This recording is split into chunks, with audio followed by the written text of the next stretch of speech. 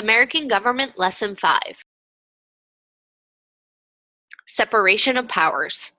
Our lesson objectives are: know and explain the concept of division of power.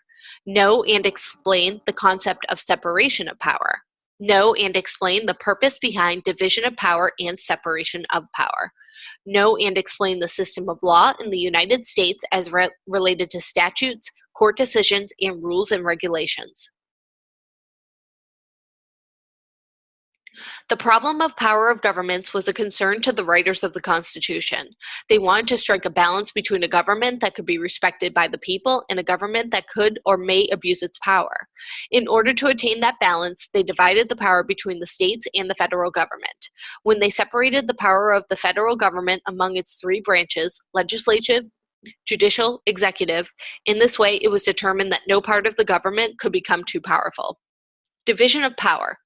A federal form of government must decide how power can be shared between the state and the federal or central government. The Constitution does this by enumerating the powers of Congress. Specific powers given to the central government are plainly and clearly stated, but the Constitution goes further by awarding Congress elastic power.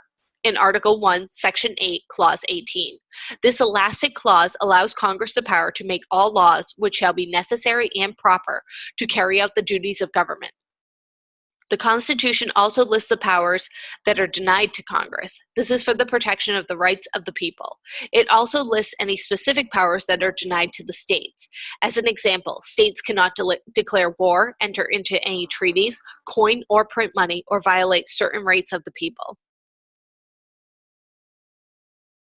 This division of the powers between the states and the central government is accomplished by listing the powers of the federal government, including the elastic power clause, listing the powers denied to the federal government, listing the powers denied to the state governments, reserving all other powers that are not given to the federal government or denied to the states for the states.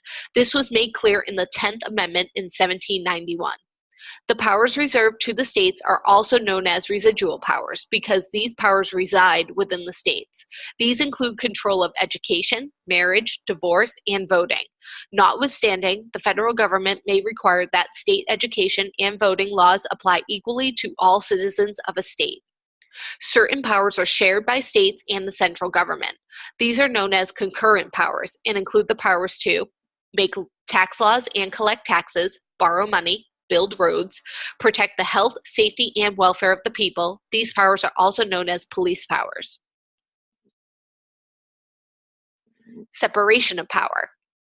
The Constitution allows the federal government great power, and that power has expanded over the years. However, the Constitution ensures there is a separation of power among the three branches of the federal government. In general, the legislative branch makes the laws, the executive branch enforces the laws, and the judicial branch interprets the laws. It does not stop there. The Constitution provides for a system of checks and balances among the three branches. This system of checks and balances allows each branch to check the power of the other branches. This gives a balance of power among the branches of government so that one branch is not more powerful than the other. For example, Congress passes bills, but they must be approved by the president before they can become laws. The president has the power to disapprove or veto a bill. This is one way that the executive branch checks the legislative branch. The president appoints all federal judges, including the justices of the Supreme Court. This is one way the executive branch checks the judicial branch. This gives power to the executive branch, but Congress can override the veto of a president by a 2/3 majority vote. In such cases, the bill becomes a law without the approval of the president. This is one way the legislative branch checks the executive branch. Congress must pass tax bills to raise money, and must also pass bills giving money to the government for its spending needs. This is one way the legislative branch checks the executive branch. The Senate, a part of Congress, must approve the president's nomination of federal judges. This is one way the legislative branch checks the executive and judicial branches. Congress has the power to impeach and remove the president and federal judges for acts of wrongdoing. This is one way the legislative branch checks the executive and judicial branches. This gives power to the legislative branch, but the judicial branch has the power to rule on whether laws passed by Congress are constitutional. The Supreme Court may nullify laws it considers unconstitutional when those laws are involved in a case coming before the court. This is one way the judicial branch checks the legislative and executive branches. Once they are nominated by the president and approved by the Senate, all federal judges serve for life. This is one way the judicial branch checks the legislative and executive branch. The U.S. Constitution and the states' constitutions. The U.S. Constitution and the individual state constitutions provide the basis for statutes, decisions, and other rules and regulations. This is a system of law that exists in the United States. Statutes. Statutes are laws that are enacted by Congress or by state and local legislators. Keep in mind that local statutes apply to local areas only. State statutes apply only to the states passing the statutes. Federal statutes apply to the entire nation. Federal statutes involve activities or commerce in 2 or more states. Federal statutes are supreme over local or state laws in matters involving the federal authority. Court decisions. Court decisions affect law by interpreting the meaning of laws that are passed by Congress. The federal courts may also determine whether a law is constitutional. Such actions by the courts must be a result of actual cases that come before the judges. Rules and regulations.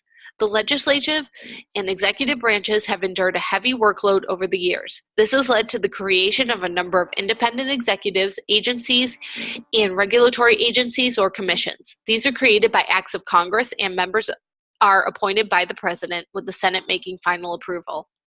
The bills creating agencies and commissions gives them specific powers.